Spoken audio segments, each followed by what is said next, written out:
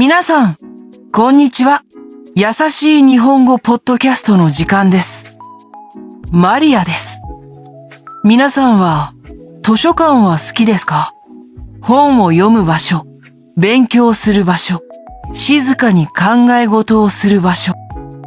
人によって図書館はいろいろな意味を持つと思います。私にとって日本に来てからの図書館は日本語という大きな壁に一人で挑戦するための少し孤独な場所でした。でも、ある日、その静かな場所で私は言葉をほとんど交わさない不思議でとても温かい友情と出会いました。今日のテーマは図書館で出会った静かな友情です。それは私が日本語能力試験の N1 を受けるために毎日必死で勉強していた冬のことでした。N1 の文法や漢字は本当に難しくてまるで終わりが見えない山のようでした。私は毎日大学の授業が終わるとまっすぐ町の図書館へ向かいました。図書館の3階にある窓際の席が私のいつもの場所でした。そこから見える公園の木々が季節によって色を変えるのを眺めるのが唯一の息抜きでした。私が図書館に通い始めて1週間ほど経った頃、あることに気づきました。私の席から斜め向かいの席にいつも同じおじいさんが座っているのです。白髪で背筋がピンと伸びていて、いつも分厚い歴史の本を静かに読んでいました。彼は私が図書館に来る時にはもうそこにいて、私が帰る時にもまだ静かに本を読んでいました。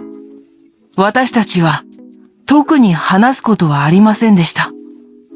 図書館は話す場所ではありませんからね。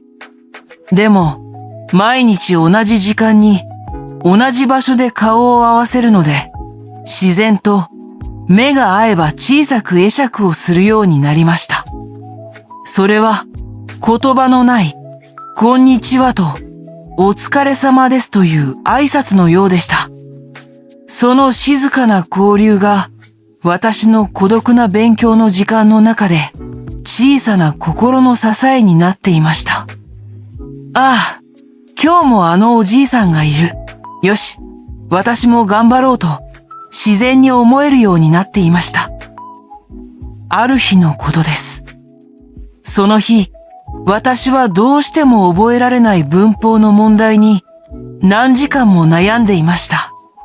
教科書を読んでも辞書を引いても意味がわかりません。頭が痛くなってきて、私は、はぁ、と自分でも気づかないうちに深いため息をついてしまいました。その時、ふと顔を上げると、向かいの席のおじいさんと目が合いました。彼は何も言わずに、ただ静かに私を見て、少しだけ、本当に少しだけ、優しい顔で微笑んだように見えました。私は少し恥ずかしくなって、またすぐに教科書に目を落としました。しばらくして、私が少し休憩しようと席を立ち、戻ってきた時です。私の机の上に小さなものが一つ、ちょこんと置いてありました。それは、包み紙がきれいな一粒の飴でした。周りを見ても誰もいません。でも、私にはすぐにわかりました。向かいの席のおじいさんが置いてくれたのだと。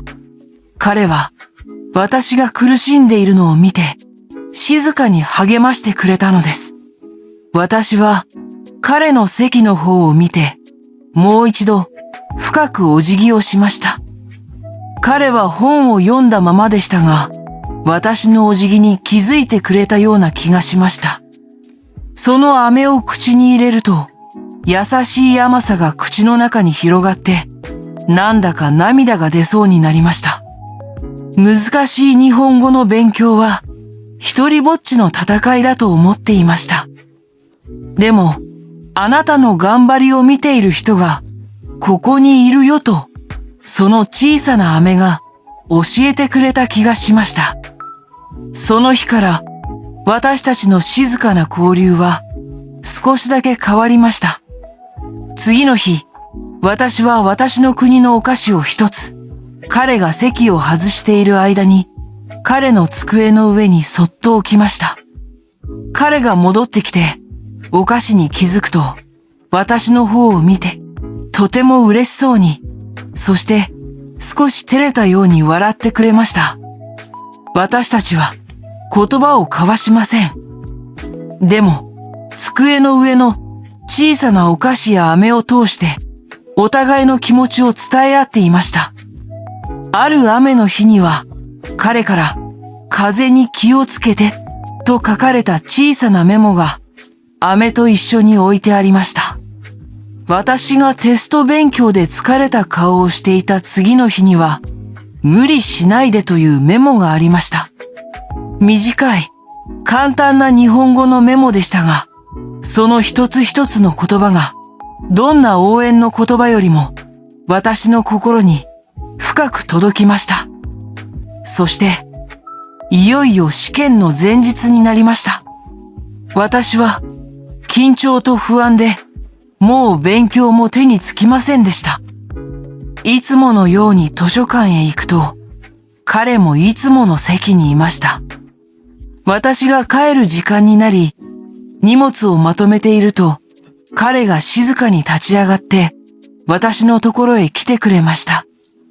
そして、一枚の少し厚い紙を私に差し出しました。それは、綺麗な字で、こう書かれたメッセージカードでした。大丈夫。